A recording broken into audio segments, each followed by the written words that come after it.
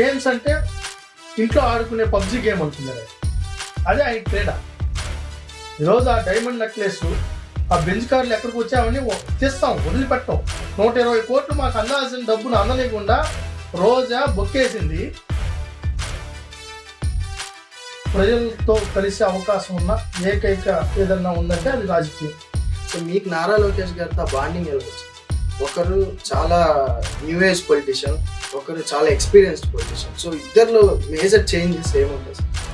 రాజకీయ కోణంలో కాకుండా అభివృద్ధి కోణంలో ఆలోచించి నా రాష్ట్రాన్ని ఇలా అభివృద్ధి చేయాలి. ఒక పక్క ఎన్టీ రామారావు, చంద్రబాబు నాయుడు గారిని కలగలిస్తే లోకేష్ గారు. సో శాప్ చైర్మన్గా ఇంత స్పోర్ట్స్ మీద కానీ ఇంత ఎవల్యూషన్ అయినప్పుడు ఇంత రెస్పాన్సిబిలిటీ ఒక చైర్మన్గా మిమ్మల్ని చూస్ చేసుకోవడానికి రీజన్ ఏమంటారు? రాముడు వెంట హనుమంతులాగా ఉన్నా. అంటే స్పోర్ట్స్ అంటే అందరూ ఏమనుకుంటున్నారు, మెడల్స్, సర్టిఫికెట్లు, అచీవ్మెంట్సే కాదు. హైయెస్ట్ మెడల్స్ తీసుకొని రాగలిగిన కెపాసిటీ మన పిల్లలకు 16,90,00,000 రూపాయలు. గత ప్రభుత్వ బకాయిలు మేము క్లియర్ చేస్తాం. ఒక ఒలింపిక్ ప్లేయర్ని మీ ప్రాతినిధ్యంలో చూడొచ్చు. వీటితో 100కు 3 ఉద్యోగాలు. ఏ నోటిఫికేషన్ అనేది ఈ రాష్ట్రంలో 100కు 3 ఉద్యోగాలు క్రీడాకారులు.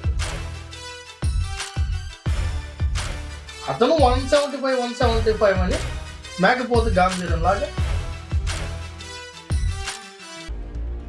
మీరు ఒక మాస్ లీడర్. సో మీ ఫ్యాన్స్ కానీ పార్టీ కార్యకర్తలు కానీ మిమ్మల్ని అసెంబ్లీలో కానీ పార్లమెంట్లో కానీ చూసే అవకాశం ఉంది? తగలబెట్టమంటే తగలబెడతా. అంటే మీ మీద 57 కేసెస్ పెట్టా. అంబేద్కర్ గారు రాజ్యాంగాన్ని పక్కన పెట్టి రాజారెడ్డి రాజ్యాంగాన్ని అమలుపరిచారు. గంజాయి వద్దు, చదువు ముద్దని ర్యాలీ చేస్తే, అవేర్నెస్ కార్యక్రమం పెడితే నా చిన్న బిడ్డల ముందనే నిర్దాక్షిణంగా చెప్పులు లేవు. అక్కడ నుంచి ఒక పవర్ఫుల్ లీడర్ని రెడీ చేసింది సార్. ఇక్కడ మీరు చూసి ఉంటారు, కరుణాకర్ రెడ్డి కొడుకు, పెద్దిరెడ్డి కొడుకు, చెవిరెడ్డి కొడుకు. మొన్న 5 సంవత్సరాలు పడినంత నరకయాత్ర, భవిష్యత్తులో ఇంత నరకయాత్ర నేను పడతాను నేనైతే అనుకుంటున్నాను.